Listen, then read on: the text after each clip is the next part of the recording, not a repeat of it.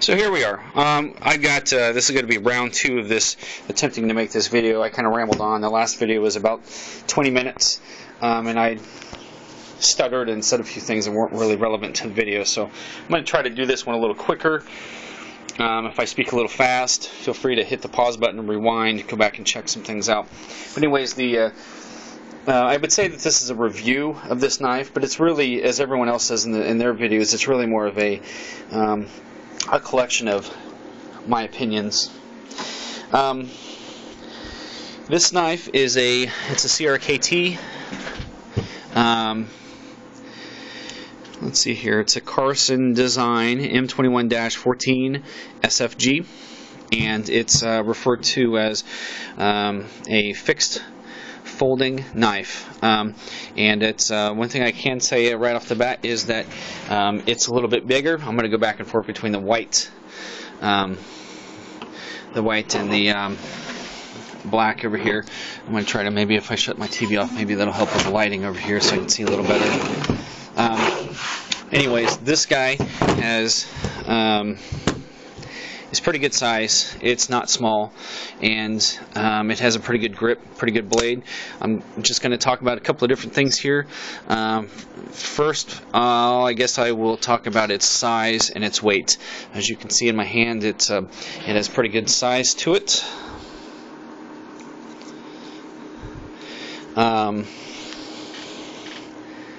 We'll kind of go and show all the different angles of the knife. The serration, and I do not know why my knife will not focus on things up close, or not my knife, but my camera, which is actually my phone. I suspect it has something to do with the custom firmware that I flashed to it. But anyways, here's what it looks like. Well, I just can't find a good background for this. I think the floor seems to do pretty good.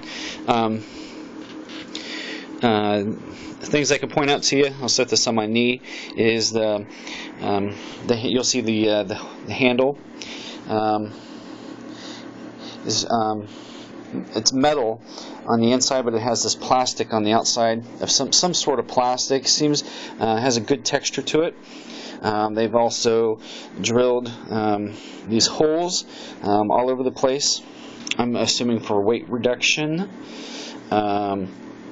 We also have a clip. I'll talk about that clip in a little bit. But one thing I will say right now about the clip is that you can move this to the top or the bottom on either side. Just 3 little screws right there. The blade has pretty good mass to it, pretty good size. It maybe I should have grabbed a ruler, but anyways, it has it's thick. It's thick and it's big and it's wide, and I don't know if I'm capturing all of that. This camera will not focus on things up close to it. I chose this particular tip, and I honestly don't remember why. There was a specific reason. I know a lot of folks are moving on to the Tonto edges and whatnot. I think it was because the shape of the design is the shape with the design with the shape in mind has something to do with adding bulk down here, which gives it strength, and it also adds to the surface area of our cutting edge. So we got a pretty strong tip with a good cutting edge, and we also have the serration down here. I like the design of that serration. It looks cool, but it's not very reliable. You'll see 3 sharp teeth looking tips. All 3 are broken off. I broke this off right away. I was probably abusing my knife when that happened, so I'm not going to fault the designers and the manufacturer of the knife. It still cuts, still gets the job done. You'll see we have a thumb stud up there. It's a little dirty. We also have another one on the underneath side. We have this guy here and this guy here. I honestly do not know what they're called. They have a name, but they come in handy because they will not let you're less likely to slip if you're to do something with this guy. If you're pushing into something or using this, if you get a pretty good grip on that, you're not going to slip. You're at least less likely to slip with them versus without. Another thing that these things have a use for is you can actually use these to open the knife. You'll see you got a couple different ways to open the knife. You got the thumb studs. You can flip your thumb and it opens. I suppose you could do it on the other side, but I'm not left-handed. You can use this guy, and you'll see there's tiny little notches in this too. My camera's not picking up on that, so you'll get traction on that pretty good. You just flip it open like so. Then you got this guy over here. You'll notice that as I apply pressure to this with my thumb, it starts to open, and you can apply that to pretty much anything. So see, I'll drag it across my leg and it will open the knife.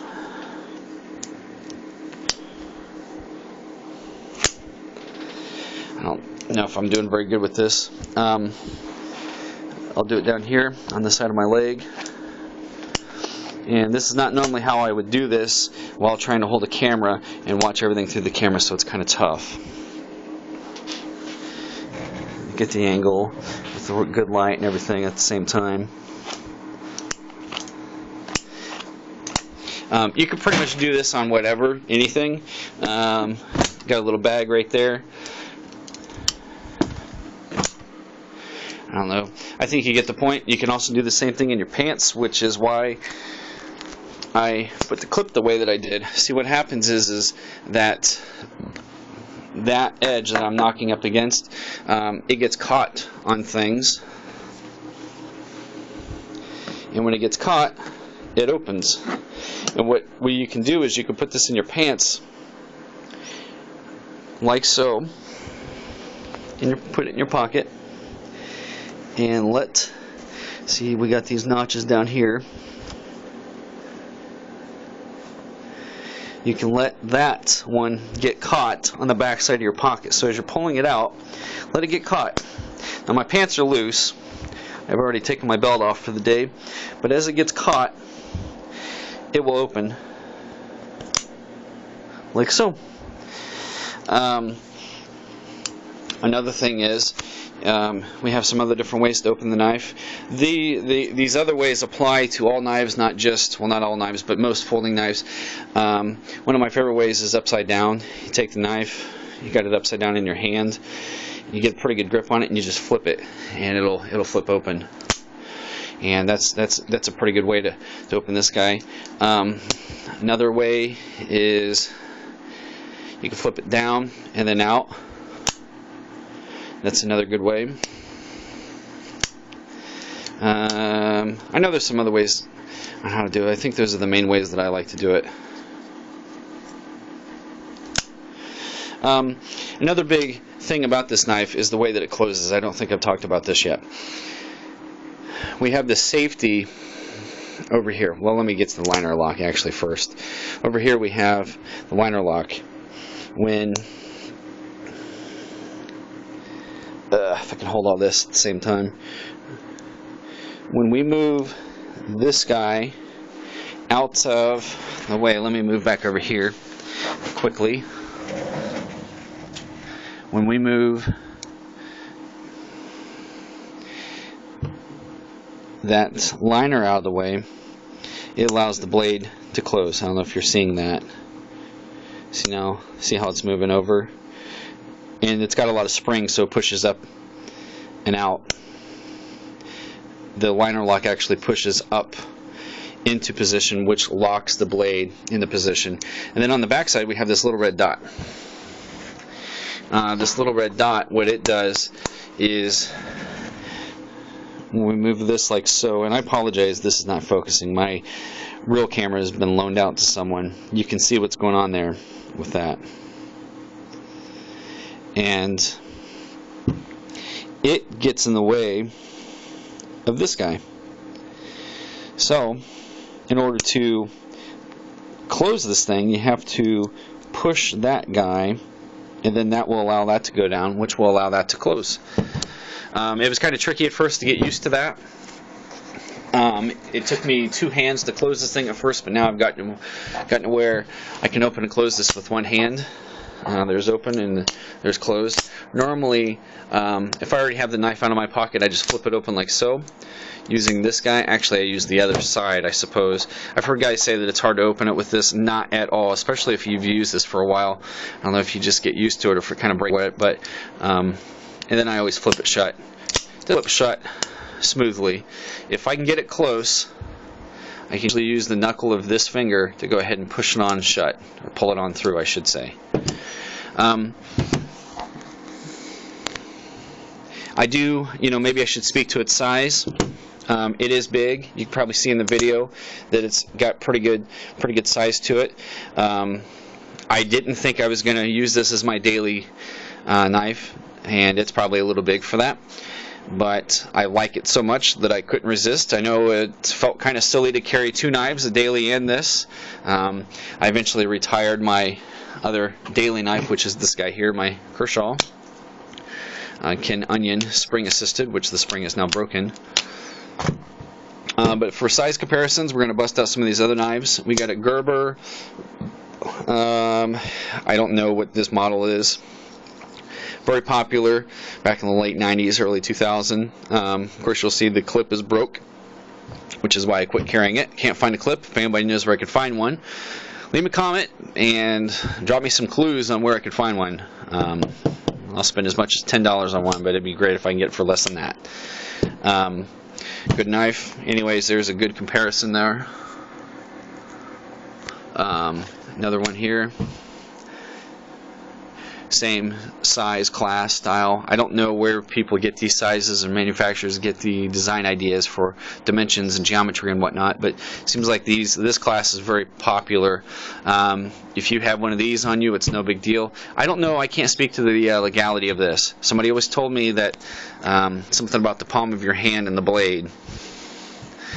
Well, the palm of, or I mean the blade on this guy, I have small hands too, so I don't know if that really tells you how big it is. Here's a set of keys, or a key and a key fob, I suppose I should say.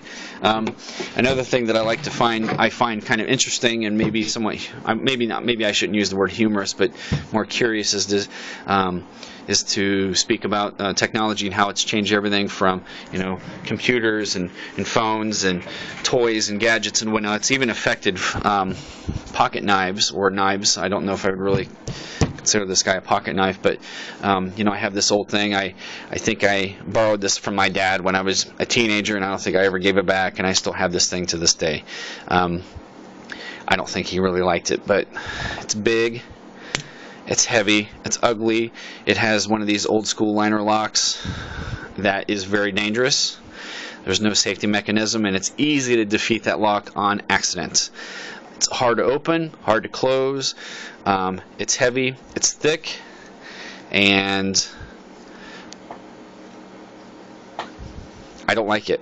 And it's really cool how technology has affected everything in our daily lives, including knives.